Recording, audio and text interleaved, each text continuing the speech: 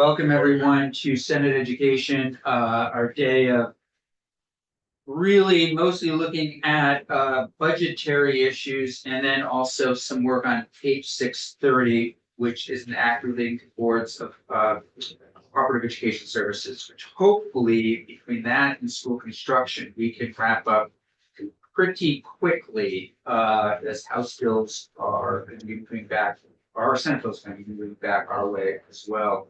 I also just wanted to bring senators' attention to, in our packet, we have, I believe, testimony from Jay Pershing Johnson. This is her response to S203. Her testimony that I think she was in a couple of weeks ago. We'd asked her to put it in writing, which she did. And then we all, I believe, received that, but along with a letter from Major General Gregory Knight is also in our folders around H874.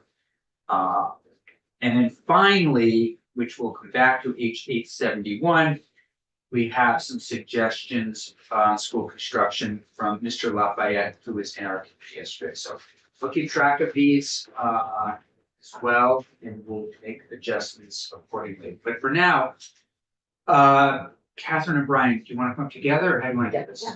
Okay. Thanks. And I see you have a packet of information. We don't have a copy. But you're gonna put on the screen, is that what you're gonna do? Or do we have a copy? Oh, I do have a You copy. should have a copy, yeah, Okay. Thank you, thank you. Yeah, but I believe it'll also be on the screen. that's screen. It's on the screen. Okay. All right, thank you. Great. The floor is yours. Great. My name is Catherine Kalkstein. I'm the Executive Director of Central Vermont Adult Education. I'm here on behalf of the Adult Education and Literacy Network. And I am Brian Kravitz, a resident of Waterbury, and I am the Director of Outreach and Workforce Development at Central Vermont Adult Education. And the reason we're here, as you know, for the last 3 years, prior to this, we've been asking the legislature for one-time funding, budget adjustments, which have been granted, thankfully, which has really helped our adult education network.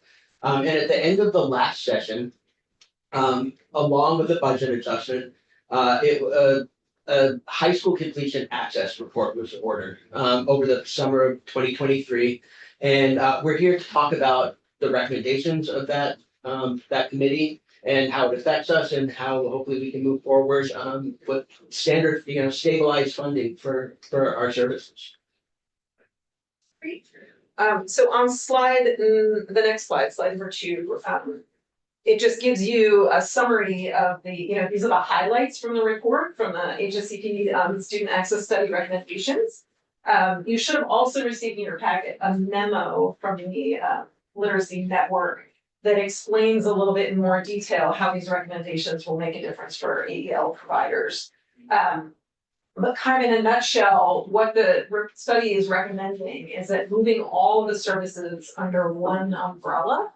So retiring the high school completion program and revitalizing the adult diploma program and it would become the adult education secondary curriculum program. Right. Can I Yeah. ask this one? Yes. So what you're really speaking to is directly to H874, this one is that, Yes. okay, just want to make sure. That's small. Yeah. Some of the other recommendation changes in point number 2, we moved on to a different slide, is a consistency in age eligibility. So there were a couple of problematic places in the existing legislation where it referred to adults as different ages. And so the changes are really just getting to a consistent point where it's considered the age of 16 and older are eligible for our services. Bullet number 3 talks about honoring our funding mechanisms. So for a number of years, I feel like maybe earlier I heard it's been like 11 years ago. There was some statute that said AEL providers shall be paid an amount equal to 26% of the base education amount for each student who completed the diagnostic portion of the program. And that funding mechanism has never been honored. We have not received that amount of funding to do our work. And so, part of the recommendation of the study committee is like, we really need for that to be happening in order for us to receive the funds that we need to do our work, and so that they'll also be flexible with inflation and the rising costs of doing business. And the fourth piece really talks about eliminating the TABE testing as a funding mechanism. So the TABE is the test of adult basic education, and we use it with our students to figure out where they are and what sort of services that they might need from us. But there has been a practice in place where the TABE has also been used, was used as well, is currently used as part of the high school completion program in order for students to, they need to reach a certain level on that test to be eligible to draw down high school completion funding. And so this report, with the recommendation that the high school completion program be sunsetted, really eliminates the TABE testing as a funding mechanism. So just for clarification, right now, funding is tied to student achievement on the TABE. Or one program that we have. So we do the high school completion Yeah. program, we have a GED program, and we have the adult diploma program. So the HSE program was a fee for service program, and that funding was tied to a score on the tape. What's the TABE? Just tell us a little bit more about the testing you're doing. I'm gonna So, refer to. The TABE is the test of adult basic education. Okay. It's on the federal level, the Federal Department of Education. There's a number of different assessments that any person coming into the adult ed and literacy system across the country has to take. In Vermont, we use the TABE as the primary one. What happened is there's 3 sections to it. There's math, language, and reading. What had happened was in 2019, they updated the TABE. It used to be the TABE 910, and now we're at the 1011. With the update, they aligned it to the Common Core somehow or another. It became a dramatically different assessment. So for instance, it's a valuable assessment. I would say as an educator, it's a valuable assessment to kind of see where someone is. As with any standardized assessment, it does have some drawbacks. It's very, very language based. Because it's tied to the Common Core, older people who were never really taught to the Common Core Right. tend to struggle with it. Even the math is very language based. These are things that we hear about, assessments now. The 910, the entire battery of the 3 sections took about an hour and a half to give. Now it's about 5.5 to 6 hours when all said and done, which is it's tough, man. When you think about people who dropped out of school or struggled in school, and then they come and they sit down with this very, very difficult battery. There's actually 4 different levels. Someone takes not getting too much into the weeds, someone takes a diagnostic portion. Based on the diagnostic test, it tells you what level of the true TABE to take. There's 4 levels: E, M, D, and A. Easy, medium, difficult, and advanced. Pretty interesting in and of itself. For the high school completion program, someone needs to score a level 4 to 5 on the difficult section. Just to put this in perspective, on the 910, there were questions on the difficult section that are now on the easy section of the 11-12. That's how much it's scaled. It's scaled really dramatically. So that's the basis of the TABE. Thank you. That's helpful. What's the difference between the high school completion doing the TABE and the GED? Why would you not just have everyone take the GED? I feel like They're that's both sort of doing a high school personal, completion. yeah, I feel like it's a personal choice, like some Okay. students feel very strongly that they wanna get a high school diploma. I see. And I do feel like with the change in the TABE and the more difficult level to achieve that, many more students have been turning to the GED, so kind of get farther down the road. You're like, wow, I've got a long way to go if I'm gonna be able to pass that exam, so I'm just gonna take the GED. Realistically, what's happened is that there are people who come in and they score, let's say, an NRS 3 on the TABE, which means that they have a long way to go. To be able to graduate from high school, they have to score an NRS 5. It's a long haul to get from that 3 to a 5. It's actually much more, in some ways, it's a lot faster for a lot of people to just take the GED. We know that there's people who scored NRS 3, NRS 4 on the tape who are passing the GED. So what's happened is we have more people taking the GED now. Yeah, that's go ahead, yeah. Sure. On the next slide, it talks a little bit more about moving all the services under one umbrella and the consistency in age representation. So it's sort of being packaged as a new program, but it's really all of the same services, and it would just be under a different umbrella. So the adult education and secondary credential program is now the umbrella, and underneath that would be the adult diploma program and the GED program. And as mentioned earlier, the high school completion program that used to be a part of the menu would no longer be a part of the menu.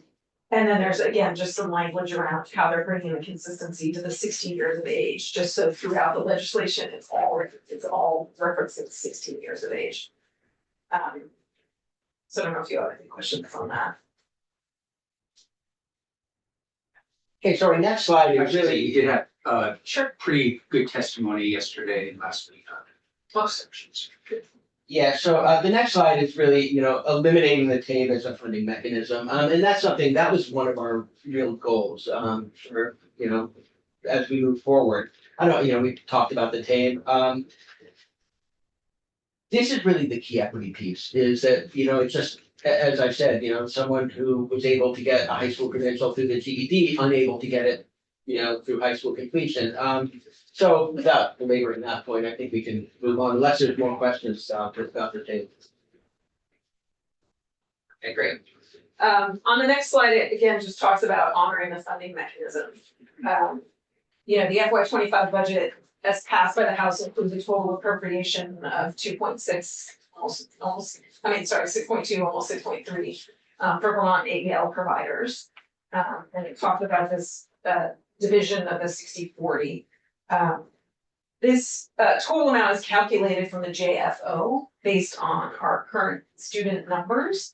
And which avenue they're pursuing. So the 60% of the general funds, those are our students that are, maybe they're AEL students, they're just coming to us for basic skills or workforce readiness.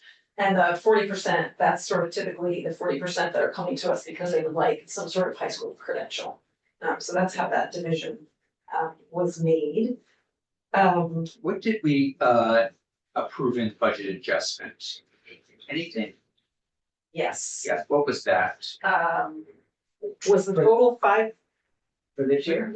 Yes. 340, 340, I believe. 380? 380. 380. And that was for specifically, I vaguely recall. So what had happened was at the end of last year, we had asked for 1.5 million in a budget That's adjustment. right, yeah, And they gave us $1 for the million. budget adjustments for the budget, For for the budget, for one-time bridge fund. One-time bridge funding. in the budget, yeah. And then what they said, we were given $1 million and they ordered the study, the high school completion study, and said, come back next year. Which we have come back next, this year, and we got the 380. And this is our hope now as we move forward. So we get to a point where we don't have to keep coming back, that we're able to provide, our 18, 1900, 2000 students the services. Thank you. So this 60-40 split, we've been pretty open as an adult education and literacy network that we don't have a stake in the ground about where these funds come from. But the 60-40 split is a compromise that was something that came from the legislature. There are folks who feel very strongly that some funds to fund adult education need to come out of the education fund. There are other people who feel like none of the money should come out of the education fund, it should come out of the general fund. And so this is sort of the stressful part for us, is we are not legislators, we are service providers. We just really need the funds to do the work that we're doing and to support Vermonters as they step forward and step into the workforce and become part of our economy. So this 60-40 split was really a compromise that the legislature has been working on amongst themselves. As I said, it is based on our student data. It's not just sort of, pulled out of thin air. And it does represent, the high school completion program, although the study recommends sunsetting that program, it was funded by the education funds. So this is not a new pressure on the education fund, but it is a return to the levels of 2019. So we were not getting, we were not getting 2.5 million from the education fund last year. It was more like 1.9. But back in 2019, we were getting that level, and that was before what Brian explained to you, the change in the TABE, which led to more and more students not pursuing the high school completion program, but pursuing some other thing like a GED. Whoever's driving the slides, can we go back one? Thank you. It's a question on two questions. One is, what's the approximate cost per student per year? Just to have a sense. Oh, It actually, it's a little bit different per provider. It averages a little over $3,000 per student. And on the last sentence on that last bullet, the mechanism there about the 2-year average, is that just to kind of find a level? So you're seeing, Yes. population- Yeah. Very good. yeah, Thank you. exactly. That's it. Thank you. Does anyone else have any? And this year is to clarify also, for the FY 25 budget, we're looking at what we know we served in FY 23 and what's estimated in FY 24. Yeah, our numbers are increasing. Numbers are increasing pretty Pretty dramatic. dramatic. Is that a good thing or a bad thing? Are you attracting more, or are we having more students leave traditional brick and mortar schools to?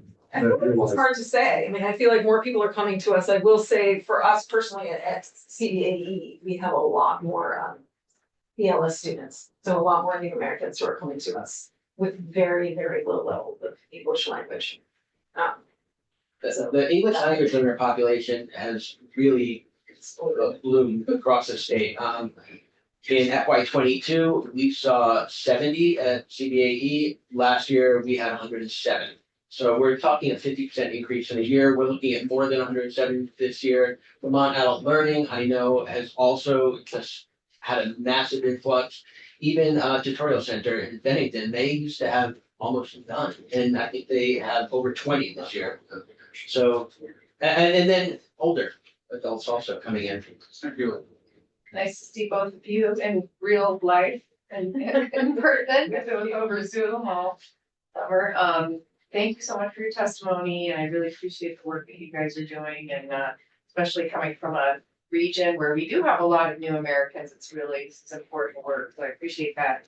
I think, I heard you say that for you, and I totally get this, you don't really care where the money comes from. You just need the money, and you need to educate these folks to get them into the workforce and get them what they need. I think in our committee, it's a little bit different just because we are looking at kind of big picture of the whole education system and needs of everybody. So I do think I still need to learn more, but I think it's important for us to maybe have a conversation about the 60-40 split and talk a little bit more about, what the repercussions are gonna be. We have, every day I say this, a third of our school budgets haven't passed, and we're in this kind of crisis mode right now, and it seems like every time money gets pulled out of the education fund, that's more pressure on taxpayers and on property tax, levels. And so I just think, I guess I'm just postulating that maybe we need to do a little bit more thinking about where the money's coming from, but thank you. And we recognize that. It's tough that for us, what our goal is to have scalable funding that, as our student numbers go up and costs of delivering services go up, health insurance costs are going up 80% this year. That's a huge influx. Our funding levels are really at 2017, even with the budget adjustments, we're at the same levels of 2017 adjusted for inflation. It's a 23% decrease, and we're making it work. I know at CBAE, we are down. I ran the numbers. We had 19.6 FTE staff in 2017. We're at 14.3 now. Serving, so our goal is whatever structure works. We know that there's some federal laws that play into, that play into it, through WIOA, Workforce Innovation Opportunity Act. We understand that. And we also understand that this compromise was, Representative Mark Mahaley on House Appropriations has been working with Senator Westman on it. Because we know there's been that clash, within the legislature saying, some have said if it's coming out of general funds, you hit a wall. Others have said if it's coming out of ed funds, it's hit a wall. And they came up with this compromise that, I don't know if it's gonna end up meeting all that, and we would love it if that's something that you all could figure out. Right. Yeah, That allows and us to move the. we also don't know if there are some unintended consequences in the language that we're unaware of. We are not legislators. We are adult education providers, so we're very much out of our depth right now, but we have been hearing that there are some major concerns from the Agency of Ed. That we will not get the funds, they come directly from the ed funds, and I be fully honest, like, I don't understand it. And it may have something to do with the federal WIOA legislation and how the wording is. We do know that in the FY 25 budget, it has language that grants funds directly to AEL providers, from the ed fund. So again, at the end of the day, we're hoping that this will all work out and that we, can just get the funds that we need to provide the services to Vermonters to help them move forward with their lives and their goals. And we're gonna hear from the agency right after this. Okay. So, and I too heard in the hall, this was presented to me a little bit by Mark yesterday.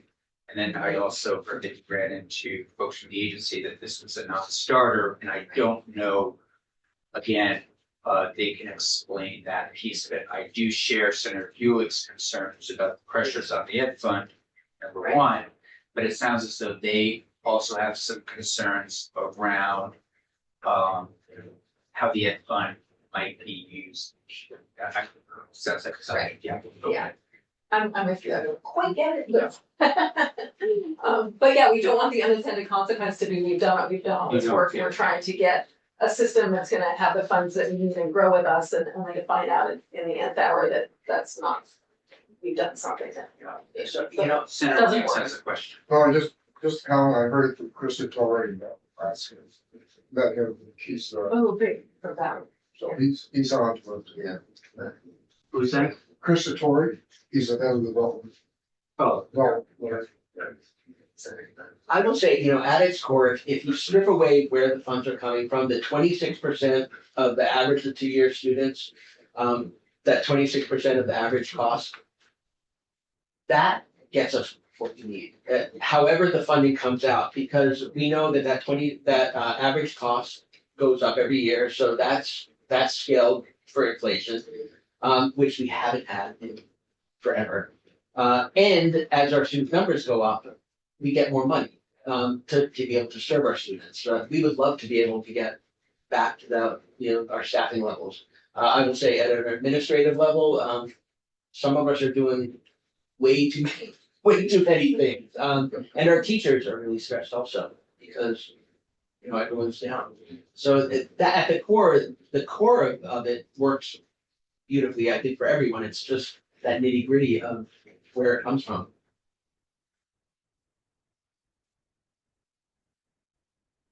okay, please continue. Looks like you have a little bit more.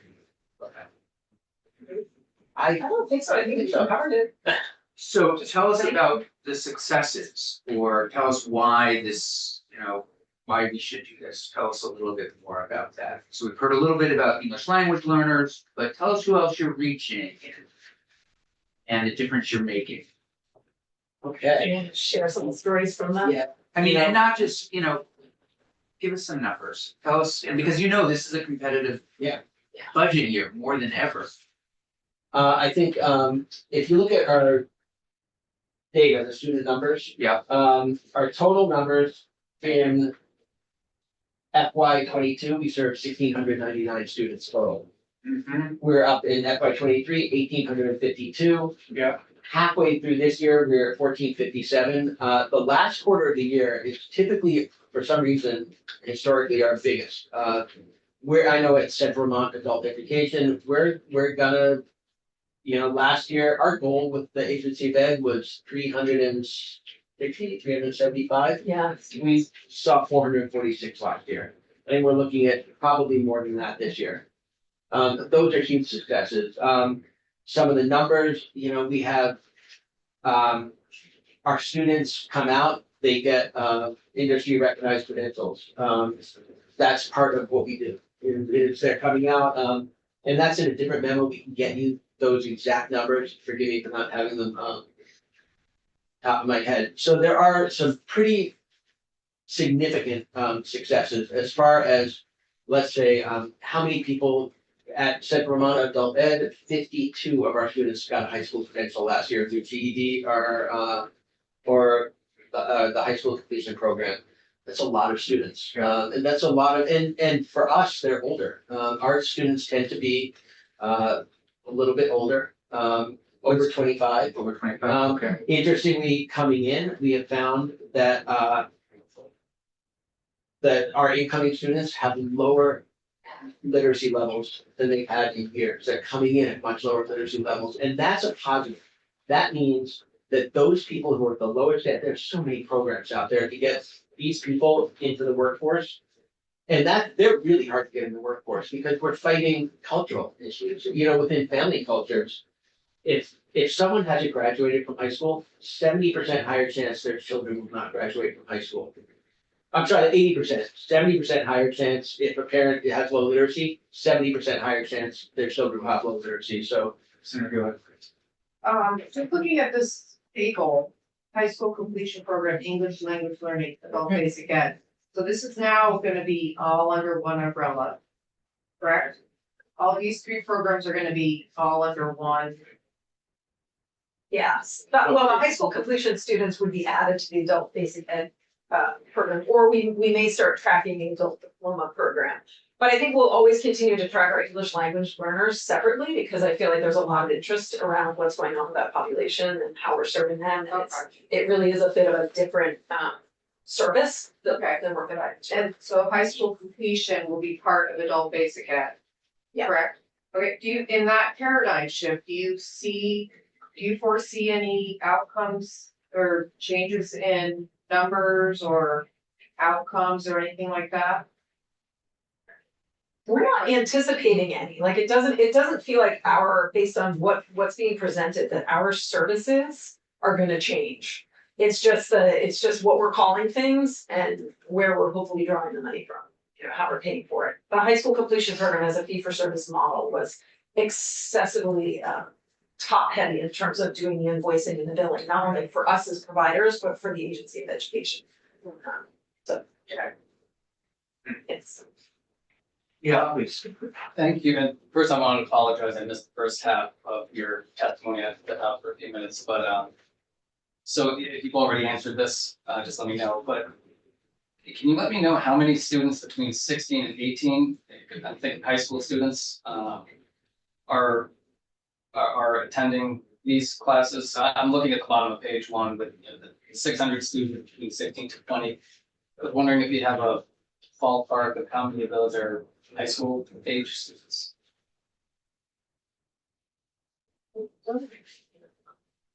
I don't have it on the top of my head, but we can get that for you. Okay. If possible, it comes down to this database, but there's a new database that we have to use, and the way it breaks it down, I think it's currently 16 to 20.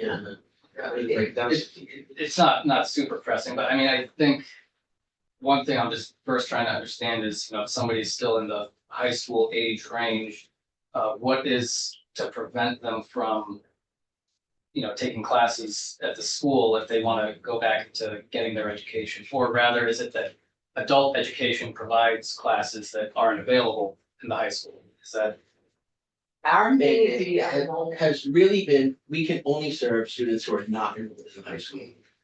So they have had to drop out. Now, yes, there are clearly some who leave school to come to high school completion. Sometimes it's just a level of flexibility. Let's say someone's working full-time and they have to work full-time. They can't be in school. They can come through the high school completion and come to us. End of the day, high school age students are always best served by the high school for the most part. We recognize that. There are always, though, gonna be the outliers, the people with social anxiety, the people who have maybe burned some bridges. And those are the ones that we really aim to serve at that end. But I thought you said that you only serve students who are not in high school. Not enrolled. Not enrolled, so these are students that are dropping out Yeah. and then, okay. Unenrolled. So it's not as though a student's gonna be coming over to you for a class and then going back to high school, okay? Can you give me the numbers for the tutorial center? I'd be curious to know the number of teachers, students to administration for the tutorial in my district. We'll get that. We'll have That'd to be, get that for that you, would be yeah. great. Okay. Great. Please. I'd like to go back through the house education bill, to see what parts of this are going into that. Which ones we need to address and aren't. And the big piece is the governance piece, the kind of combining of the adult basic and high school. Should repeat that. Yeah, please. In slide 2 of your presentation, you're referencing the CTE programs. And I'm wondering if you could just take a moment to characterize, are you offering like a high school diploma completion track with CTE associated with it, or what's the program? It can be. But they can be in conjunction. So some of the CTE centers, it kind of depends where you are in the state. They have, some are more vibrant than others and have more offerings. Yeah. And so in some cases, correct me if I'm wrong, but a student will have a personalized learning plan that might include taking a welding class or doing some class over at the technical center, and that class will qualify as part of their education. And we have had high school age students, high school age who are not in school, enrolling in the CTE as part of the high school completion program, enrolling in the high school CTE program, which is during the day as opposed to the evening, and then that's funded through their, however they fund it. Okay, good. Are there age limitations on that? On that specific? The high school age is, I believe, it's been a while since we've had any, that I think you can't be older than 18 or older than high school age to be in those daytime high school programs. So those are tough to get into. They're, even, at Central Vermont Career Center, they're very, very, But beyond that, let's just assume it's an evening. evening classes. That really depends on the CTE center. So for instance, I know in Chittenden County, Rutland County, they have some fantastic adult CTE. Other ones, they're a little more sparse. But are there age boundaries in No, that? there are not. Do they fall under this, under your program? The The C- non-high school graduate, CTE, So adult, not older than 18. Does that fall into your program? I guess it depends what they need. I mean, I suppose if they were coming to us for some help with their literacy skills in order to be able to engage with what's being offered at the CTE, then they might be a student of ours, but otherwise they can just go ahead and enroll right at the CTE on their own. We're separate Yeah. entities. We are separate entities, although, we will work together to Good. Help someone as be Catherine said, successful. there's people, it's one thing to say, oh, there's CTE programs. But they're the prerequisite that people have to have a level of literacy and or confidence. And that's the confidence is the big part. And they come to us and that's something they get from us that maybe is just as important as the literacy skills. Sure. Good. Yeah, please. English as a second language. Are you aware of any other state organizations that are offering similar training programs? I don't think on a statewide level, I feel like regionally, like I'm aware of from years ago, some programs in like the Chittenden County area. Like a municipal program or? we have a program called, my gosh, now I'm having a moment. It's basically, school for parent university, that's what it is. Parent university, and it's for our new American parent who, can learn everything from what it's like raising a teenager in the United States to getting some English skills and things like that. But yeah, so We're yeah, the sole, the answer is yeah. sole provider of the free services through adult, and then people come to us and our goal is to get them the citizenship skills that they need to be part of their community. That's talking to their coworkers at work, there's teachers, children's teachers at school, all being able to go grocery shopping. I was just talking to someone today who said the bank. As I said, oh, where are you going out of the bank? They were unable 4 months ago to go to the bank. You know, Yeah, our Saturday class is doing a field trip to the pharmacy. So they can practice their skills there. Thank you. Thank you. Okay, great. Anything you so else? No, Okay, thank you so much for providing us this opportunity. yeah, thank you. appreciate it. So we have Secretary Boucher, Nicole Lee. Here, Sean, you're here, and Nicole, you're. Yeah. Why don't the two of you come up? And I believe Secretary Boucher is, remote. Okay.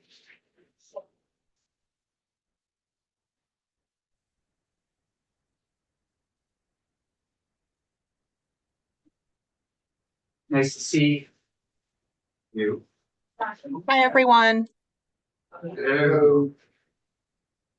I'm sorry that I'm remote today. My face has decided to have an allergic reaction to the world. So if it's not one thing, it's another. It's just really Mm-hmm. Mine too. uncomfortable. Does anyone else have eczema or skin problems like me? Me too. It's awful. Yes. So it's Terrible. decided to explode the past couple of days, and I apologize for that. Great. We Okay. hope you feel better soon. Thank you. Mr. Chair, can I say something off the record first? Well, you are on the record live. On the record live, then forget about it. I will say it during the testimony. Are you It's- sure? Yes, because I just wanted to note before we start that we are still trying to understand what's going on in the version of the budget bill that we actually are looking at, because the implication programmatically for some of these changes is buried into some other bills, some of which is in miscellaneous ed bill, some of which is not.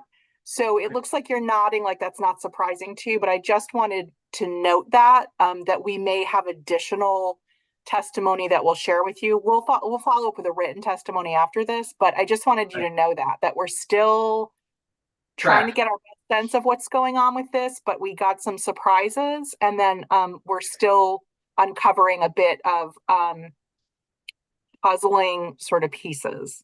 That's what I'll say. Tracking stuff, yeah, please, Senator. Yeah. Secretary Boucher, just for me personally, I can't speak for the rest of the committee, but I look forward to the written testimony, because the more unnuanced the language and the clearer it is, the more helpful it is to me, because some of us are still relatively new, and these last few weeks of the session can be challenging. So, thank you. Sure.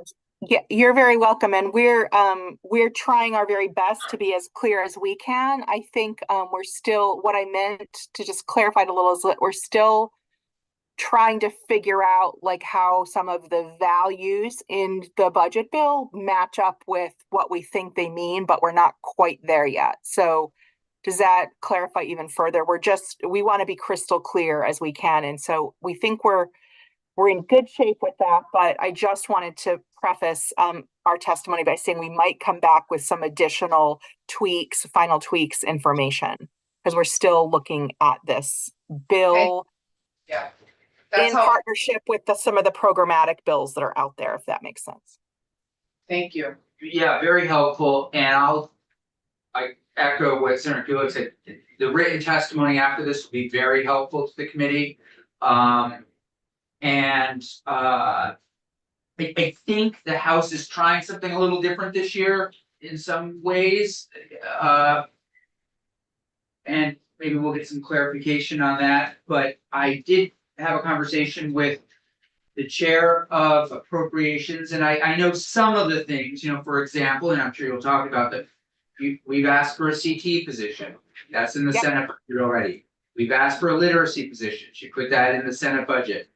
S-120, the $22,000 in the budget. So some things are coming together, and I think the way that they're handling it is very much the bills that we've passed out from the Senate generally have been their guideline for things that they want to make sure are in there, sort of meets with our approval. But we also recognize the House is sending things that there might be some questions about, as well as other things that are just out there that we might not be tracking as carefully. So that is my long-winded welcome to all three of you, and tell us your thoughts, even though we don't have anything to look at, right? This is just, you're gonna take us through. Yes. So, Okay. thank you very much, Mr. Chair. For the record, my name is Heather Boucher. I'm the interim secretary of education until this Friday, at which time I will revert back to being the deputy secretary of education as of Monday, April 15th.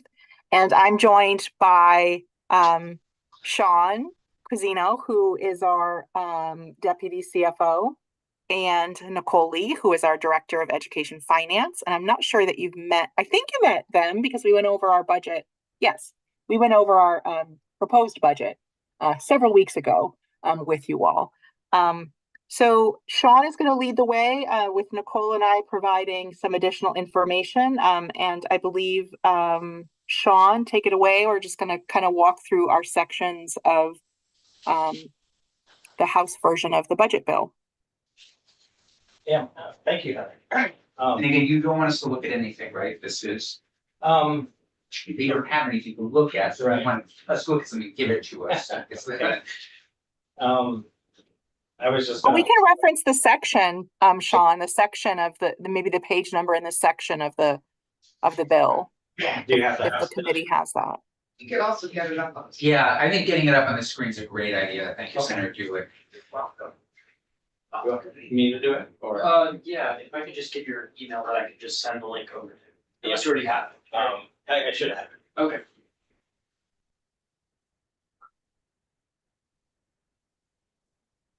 And while they're doing that, the other thing, Senator or Secretary Boucher, we will be interested in hearing your thoughts on is the 860-40 split that we just talked about with adult education and literacy network. So we'll get your thoughts on that as well. Yep. That's part of our conversation with you that we're planning. So that's good. Okay, good.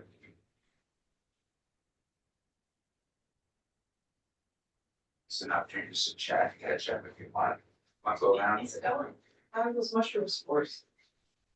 It's mushroom salt. It's mushroom Oh, salt. mushroom salt. Yeah. If no one's gonna take one, I'll take. Go for one, absolutely. Thanks. Yeah. Thanks, Then we guys. know mushrooms and salt. I think they added, this is the new state mushroom that the House passed the bill. More of a sprouting well. Well, if you want a little on here, yeah. But they're good. You want me to take her? Type of mushrooms. I'll lift it out. Yeah. This goes with my bill. I'll do it. You know, I was gonna say something, but I decided. What's that? they have to be a specific species of tree or. You know, I don't know, it's a good question, I wasn't there for this. How about just chicken? Yeah, that was great, almost spoke a little call, but. Okay, here we go. All right, so section B 500, that's our Okay. finance and admin. Appropriation, we have our secretary's office, the deputy admin, and our data team in this budget. And, included in that is our legal, our communications, and new operations team that we putting together. Which line item are we looking at exactly? A B 500. Oh, okay. All Finance and Got you. administration. Okay. Yeah. Thanks. I was gonna do a little overview of our entire budget first, if that's all right. Sure. Yeah. So we're looking at around 2.6 billion across our 14 appropriations this year. And our budget request was 143 million more than last year. I think the House version is down a couple million, 2.7 million. So with those changes, I think the House increased our general fund 181,000, and the ed fund is down 2.8 million. We probably already talked about the drivers of that. It's mostly ed spending, but also our federal appropriations is down 138 million because of COVID funding that expired. So these are ARPA funds that, Yeah, that's turn you up, there's, I feel like I should know the answer to this question, but AOE positions don't come out of the ed fund, do they? no. Okay. No, Um, a common misnomer. So people think the agency has $1 to $2 billion to work with, which is completely It's false. not, yeah, all right, thank you. but the agency's overall budget, what is that number? For operating, Operating, yeah. so that would be, Sean, you can help with that. It's the personal services and the operating expenses, right, Good. Sean? Right. Yeah, for this appropriation, 21 million for personal services, 4.4. No, but Sean, the total. Is it the Yeah. 41? So, no, so it's 21 plus, I think it's around 50. And then our other section, B501 education services has the rest of our positions in operating, so 28, 29 there plus 25, so 55 to 60, I think. That sound right?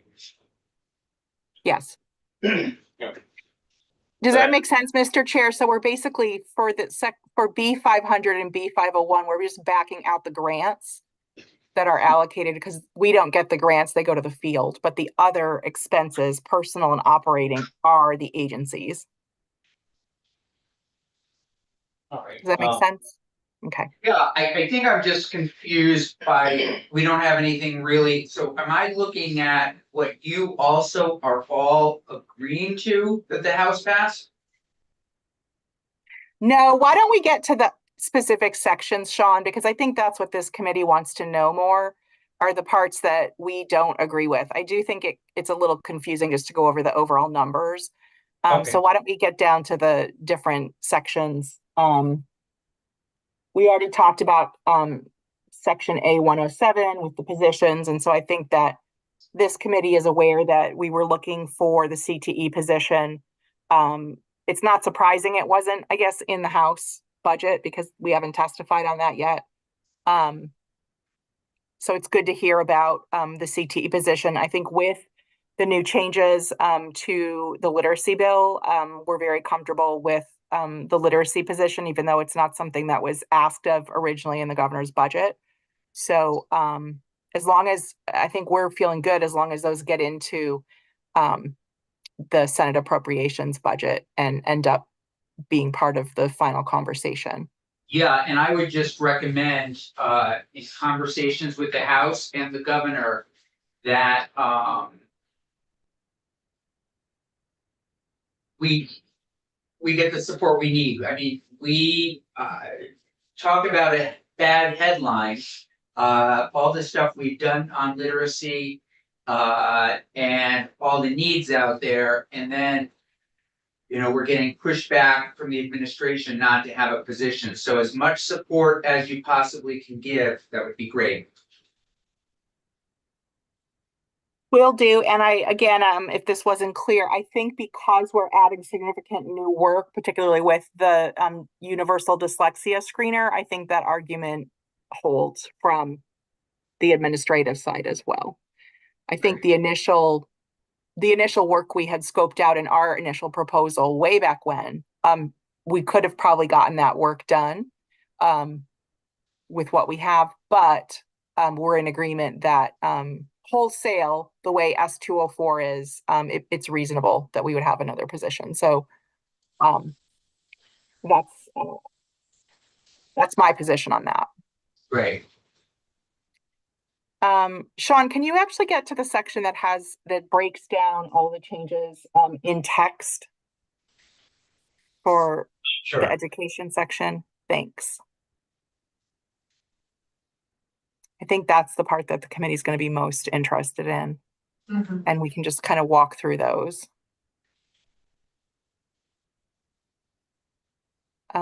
Nope, you're going too far past now. So if we just start back up at 500, yeah, just kind of walk us through this. So A is fine. It's general information that we always do. I mean, we're happy to walk through this with you.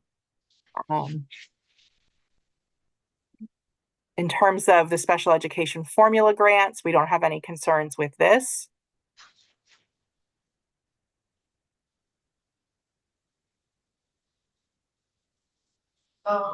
Is that, sorry, is that, Jump in. yeah, thank you, okay, is that a level fund from this year, or is that a different amount, sorry?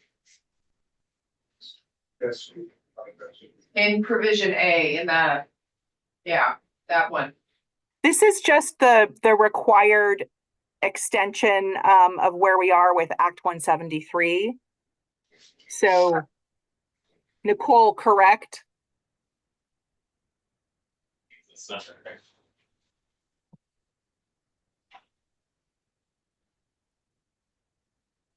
I don't know. Yeah, I believe we didn't flag it, Senator Gulick, so I believe this is consistent with the amount that we proposed based on running 173 through the model for fiscal year 25. Okay, Does that help? yes, thank you. Yep. So if we, let me clarify, and I'm sorry that I wasn't clear about this. If we're kind of saying like no concerns, that means what we proposed and what is in this bill match. Okay, But we're still happy to answer questions. Is that helpful? yes, thank you. Makes Sure. sense. Okay. Yeah, so we were okay with this whole section. Okay. I believe, and can move on to state place students, and I don't believe we had a concern here. There's no number. No, we didn't have a concern. This is not level funded. There's an additional $1 million for state place students. That $1 million is related to the fact that we are continuing to receive more extraordinary financial relief requests from our providers. The acuity of the students, tell me if I'm going too far, but the acuity of the students is such that they are not able to fill all of their beds. And so when they don't fill those beds, they don't get the per diem rate for those unfilled beds. But in many cases, the acuity of the students they've had is at the request of the state. So it's a very chicken and an egg, right? We need beds for those highly acute students, which means that they can't fill other beds, which means that their reimbursement is going down, but likely if it's a 4-to-1 resource to student situation, the cost is the same.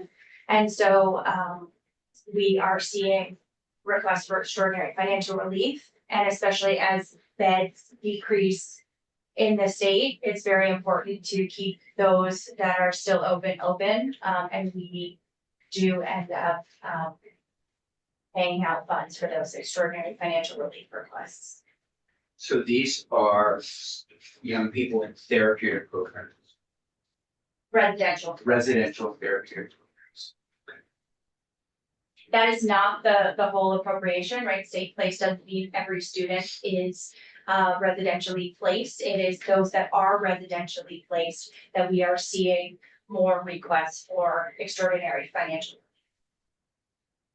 And I'm hoping if we pass the BOCES bill, maybe I do see a connection to this, you know, are we going to allow for, and you know, this isn't for you, you're welcome to weigh in, but hopefully we'll be able to create within these BOCES districts, some similar programs, perhaps. Okay, next up is E504, and here we're seeing 281,000 more in general fund than we requested. And I don't think say for sure how that, came about, but, Where are you seeing that? In the adult, this Okay. 3,778,000, so you're confused by that one. right? We're confused, or we think it came about because of, and I know you just had testimony from the adult education and literacy providers. So I think from their testimony, this is, they House Appropriations agreed to increase the allocation that we had put forth. I think one of the things we all have to grapple with is that, whereas most, if not all, of the other components of our education system have had in some way to figure out how to tighten their belts, how to consolidate, how to figure out how to equitably and realistically serve a declining population of students. Our concern is that that hasn't really happened with our adult education and literacy system. So the requests keep coming in to increase and increase in that system, but the number of students being served is decreasing. And there's a couple of reasons for that. One is it's tracking with our demographic path, our demographic trends, just like it is for K-12. The other thing is that because of Act 77, it would make sense that fewer and fewer students are getting served by adult education and literacy programs because they're sticking with their high school because they have the flexibility there to actually find enriching, unique, cool ways to actually graduate that used to not be available. So we did want to flag this one because we think it alludes to a bigger question we all need to have about our adult education and literacy footprint and program. And, we don't support an additional general fund allocation. What we do support, and we'll get to that in a minute, is actually sunsetting the high school completion program, which we can talk about a little bit. I was going to get much more into it when I talk about the details of the miscellaneous ed bill, and allocating that some of those funds back. So I think we're having like a slight difference of opinion in terms of the philosophy of what we're doing with adult education between the field and the agency. Senator Gulick. I just wanted to say thank you, Secretary Boucher, for saying that, because I do remember that coming up in a conversation in the task force, that with flexible pathways, being so flexible and robust, can we capture more kids who might otherwise have fled the system? And I think that generally the answer was yes. And so I take what you're saying to heart, and we want to educate, again, like our goal here is to educate kids and make sure everyone's being served. I think it's also incumbent on us to look at efficiencies and cost savings wherever we can as well. So I just wanted to thank you for mentioning that, because I remember that coming up in discussion. You're welcome. Yeah. And it's not that we don't support adult education. That's not what I'm saying. Right. But I do think I think our state, it's time for us to take a bit of a closer look, because they still have the same, 4 organizations running the system. It's time. Everything else has, every other component, right, of including our higher education, has been going through some of these pains to actually figure out what is the best way to offer our services. And so maybe maybe we have it the right way, and it does need to be for unique, different service providers. But what we do know is that the number of students is going down. So how do we actually equate the same structure, the same organizational structure? Each of those service entities has its own overhead, has its own administrative costs with the declining number of students. I mean, ultimately, I think we all want our money mostly to go to direct services for students. Yeah, please. No, but I'm thinking BOCES again, Yeah, for yeah. efficiency. Yeah. Is this the presentation you gave to Senator Probst?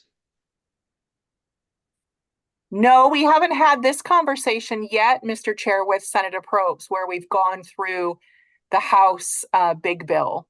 Where we've gone through what came through the big bill. We haven't done that yet. What we did was propose our suggestions. Okay. And now we're going through what is Thank in the bill that was put forth from Okay, flexible pathways.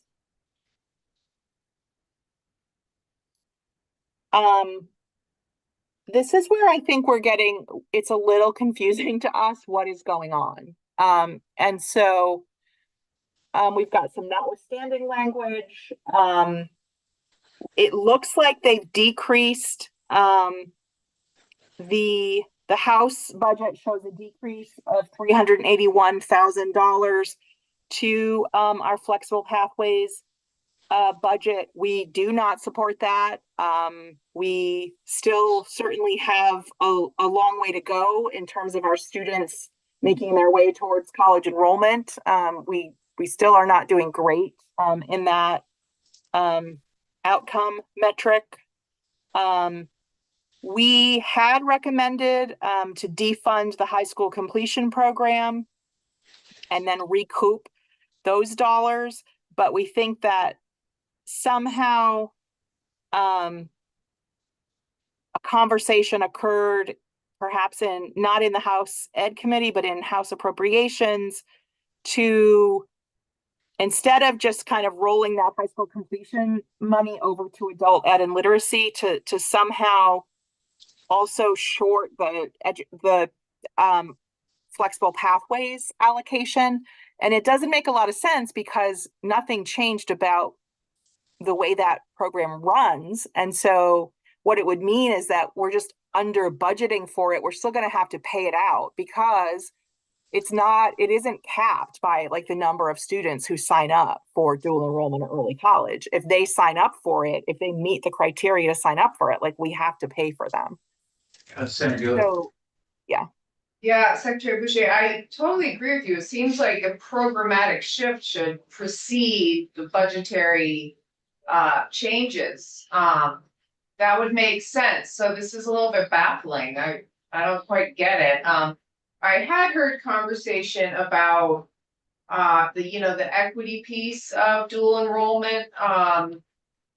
I can speak for myself. We're a family that could definitely have afforded to pay for those 2 college courses that we paid for our kids, that we didn't pay because they got paid for by the state. So it's kind of like it's a little bit of like a grant to a family that can afford it, a public grant to a family that can afford it. But anyway, my point is we had talked about maybe it should be more focused on students coming from, historically marginalized communities who get this. But again, that said, that programmatic shift should come before the change in the money. Totally agree. Yeah.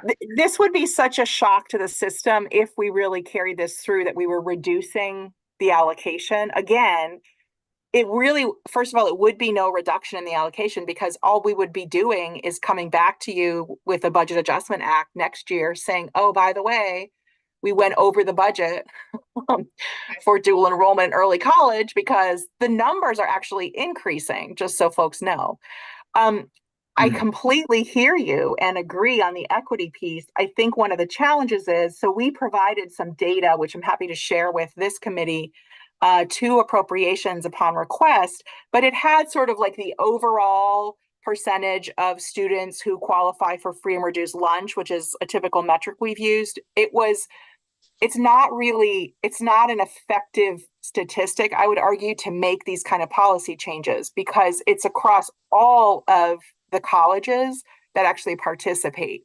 And I think the way to really do this is to get some good testimony, for instance, from CCV, where they have a very large percentage of their students who are participating in both early college and dual enrollment, who are free and reduced lunch, or even more importantly, who are just on the cusp of that low income to sort of lower middle income. And that tends to be the group of students that really gets overlooked in a lot of the metrics that we really are federally required to actually report on. And I think that why we're so concerned about this is that it seems to be kind of a knee-jerk response, and without doing like these kinds of detailed, nuanced analyses, and then also looking at the impact of them. I would feel very uncomfortable with any major change that we just put in place for a program like this without actually making sure the field knows about it, making sure families and parents know about it, and so forth. Yeah, I agree. And what we're going to need, and we'll keep going through this, but we are going to need a chart from all of you last week, basically, so we can have a thoughtful conversation with the pros saying, this is where we're at, and this is what you need, and this is the reasoning. I mean, we know the bills that we passed have money in them and they're going to be taken care of, but that's what we're going to really need tomorrow, I would say, from all of you. Yeah, please. Can we also hear from the House what their rationale was behind some of this decision making? Or no, is that? Yeah, I mean, I wonder if House Ed even worked on this. That's the thing. This is not House Ed, Mr. Chair. So that's, I mean, we can, like, if we could just identify 5 or 6 bullet points of real question, yes, but if Jane's talking about voting this Tuesday, which maybe will get pushed off a little bit, we will need a chart tomorrow explaining this is where we're at. This is why we shouldn't be where the House landed. And then, yes, to Senator Gulick's point, we have a few targeted areas. Maybe we can have folks come in and get some explanations. We're very happy to do that, and we're ready to go. We just. Yeah, but this overview is helpful. Okay.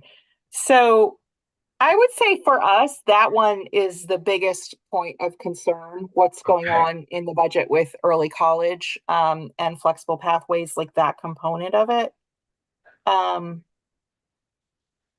We also did want to talk about, yes, as you pointed out, the House is increasing funding for adult ed and secondary credential by 900,138 overall. We don't know, other than advocacy pressure, as we've already spoken about, where that comes from, but there is a concern about splitting the funding for this into 60% general fund and 40% education fund. We have had a very long history in the time I've been here of kind of messing back and forth with how adult ed gets funded. So I suspect part of this right now is because of the challenges with the education fund. And that's why these changes were made to try and save some money out of the education fund. I think the challenge of not having an assured, just sort of standard way that we fund adult education in terms of our state allocation is just, there's always, I think this is why we get a lot of fear, stress, anxiety from the adult education field. It's because there always seems to be a moving target there. I've heard folks, for instance, say, well, adult education is not part of our education system. That's not true, in my view. These are students who are completing their high school diploma. They are absolutely part of our education system. They're not necessarily part of our the brick and mortar that the bulk of our education dollars go toward. But I really bristle when I hear that people say like they're not part of the education system. I think that's false, and I think that actually really almost really sends a negative message that somehow students who are pursuing their diploma through adult education, even with the changes that I was just talking about earlier, where, you know, those numbers are increasing, they're still our students. We still want them to complete their high school diploma. So, also a little unclear why that switch happened, Mr. Chair, but, we would prefer that we just come up with how we want to do it and like just stick with that. So we disagree a little with the depends on the year. Sometimes it's Gen Fund, sometimes it's Ed Fund. We just ask for some stability on that. And then Nicole, do you want to address section 505, the adjusted education payment? Is that something you're comfortable jumping into? Sure. So, the education, section 505, it currently is 1.9.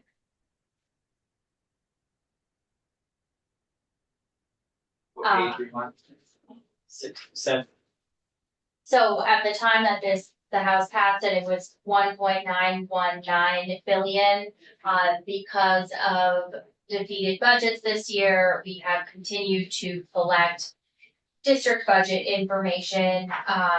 And yesterday at House Ways and Means, I did present a updated education spending projection of 1.902 billion. So that is continuing to come down, but certainly wouldn't be amended quite yet. That does represent $192.2 million increase for fiscal year 24, and that is just while it is the big ed spend payment, it is just a portion of what is increasing for education spending on the whole. At its highest, that was about a $243 million increase. We saw some budget cuts related to H850. We saw further budget cuts related to budgets that have failed. We expect to continue receiving in more information, as I believe we're now at 5 that have failed for a second time as well.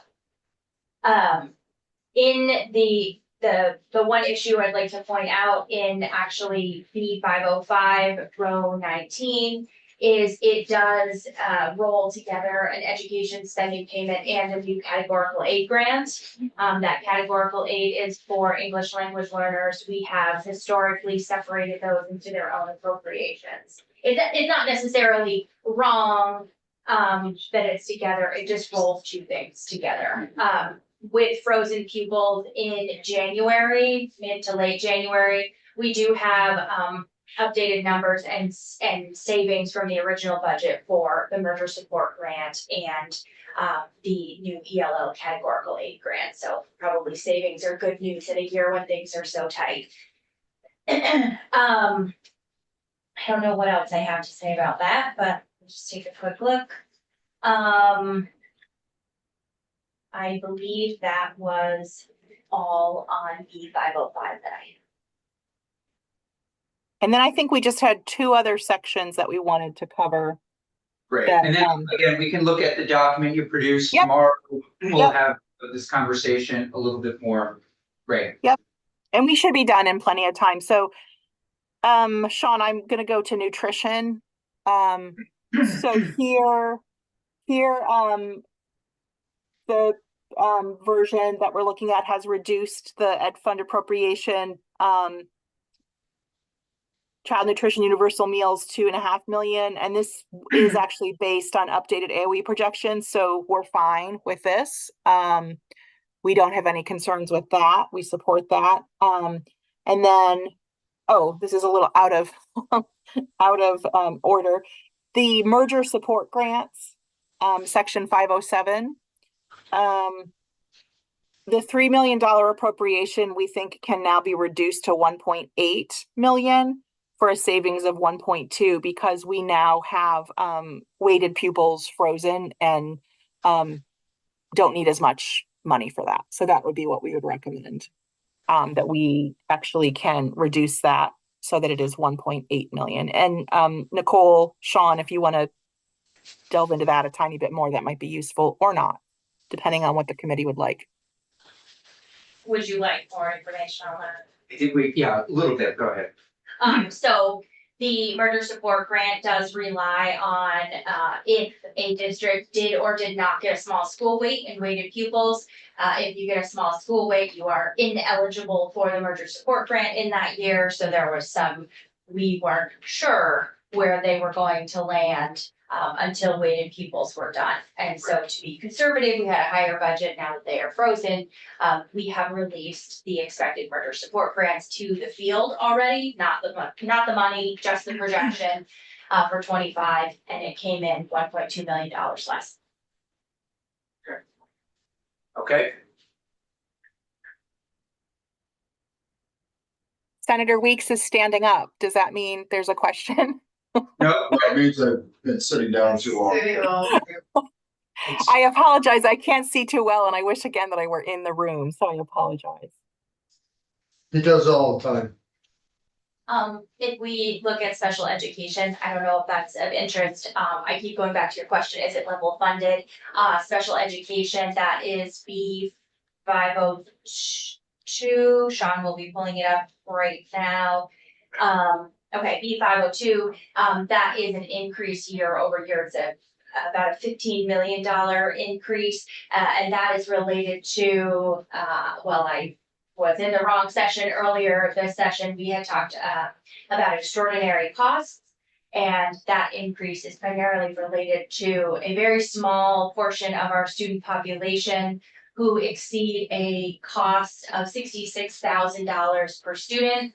We are seeing more of those students, and if we think that this is not a real number, just for example purposes, if each of those students has $100,000 cost, even a few more adds up relatively quickly when we think that it's a reimbursement program, and we are seeing that student population climb. Just for a bit of context, that payment was about $25 million in 2022. We paid out $46 million in 2023, and our projection from December of 2023 does show about $65 million projected for 2025. So that is the reason why.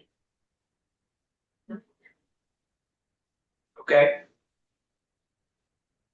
And we will definitely get you a written follow-up and a side-by-side as you're talking about.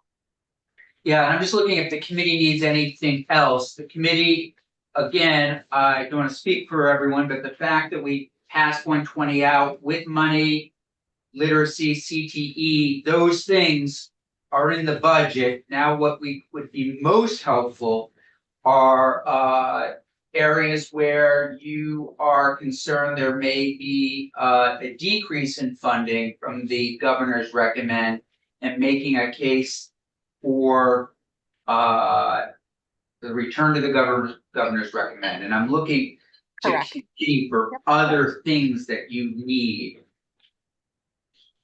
Did you have your hand up? I do, sorry, Okay. I'm not very decisive with my hand raising. I would just want to hear some of the rationale. Oh, the rationale. Yeah. Yeah. Behind the house decisions, but also one quick question, and this could be like policy and you may not have an answer for it, but those extraordinary special ed costs that keep rising is one of the reasons why do we have to send most students out of state to get their to have their needs met, do you know? Or- Sometimes. Yeah. It goes back to, well, I had talked about extraordinary financial relief, which is different, although we've used extraordinary in both cases. So we are seeing tuitions go up, both in-state and out of state, because there are some cases where a student has $90,000 just in transportation from their home district to their satellite location where they are educated in Vermont, and then that tuition could easily be $100,000. So that's $190,000 to both transport and educate. That is staying in Vermont. But then we do have a portion of that population who is going out of state for receiving services. And I would say this is more anecdotal, but what I have been told is it really depends on the needs of the student. There are some needs that other programs in the country are better suited to serve. I would add just a bit though, Nicole. I think that that's definitely accurate, but I would add, I also hear repeatedly from the districts that the number of residential schools that were in state where students really need pretty high level supports has declined over time. And so that there is an increase in sending students out of state, which typically is more expensive. Yeah, and as we look at the BOCES bill a little bit more, it would be interesting, I think, for this committee, we might not have a lot of time this year, but dig in and understand some of these programs and see how many students can we keep here if we were to create certain programs that keep them connected to their peers and the local schools and that sort of thing. But okay, so Morgan will schedule you all for 30 minutes tomorrow to take us through your written document. And we'll go from there. Was that a thumbs up or a hand up? Question. Yeah, please. Quick question. So I'm gonna go back to the very beginning of the presentation. There was a comment made that the ARPA funds obviously we're drying up, that we needed to recognize that in 2025 budget. I'm curious if there's anything in the budget now, which it doesn't expire in 2025, but expires in 2026 or beyond, that kind of has you guys concerned or such for like future absorption into my next budget. I think there's nothing that ESSER, I think you said ESSER funds, Senator Weeks, was that That's federal funds? Did you say federal? I didn't hear what you said. I assume Federal funds. Yeah, federal funds. I think there's nothing that automatically extends to fiscal year 26 at all in terms of our funding pots. I think one of the bigger issues that we hear about from the field and House Education, and I get it, and I support the idea, is how to continue to fund community schools. So we had originally not put money into continuing to fund community schools because the whole point of the ESSER funds was that they were one-time monies. I mean, like that was the whole purpose of them. And we chose as a state to use those funds to set up some community schools. So I think that there's some concern about how do we continue funding those schools. And I think that was part of what House Education was trying to do with some of those high school completion program funds. But then what came out instead was tinkering around with the dual enrollment and early college funding pots. So I think that's the one that pops to mind for me. It's hard to kind of pinpoint. We certainly are not going to have enough, I guess, funding, but mostly bodies in terms of the student mental health needs, in terms of enticing more folks to go into the fields of, school-based mental health, those kinds of issues. That problem is not going away anywhere. Again, I'm not so sure it's just a straight funding issue. I think it's a body issue. Like we need to get more folks interested in those fields. Now, I think others would argue that part of the reason they're not interested is because we don't pay them enough. And I think that there's validity to that. Those are the two that jump to mind for me. Thank you. Thank you. Thank you all. We'll look forward to seeing you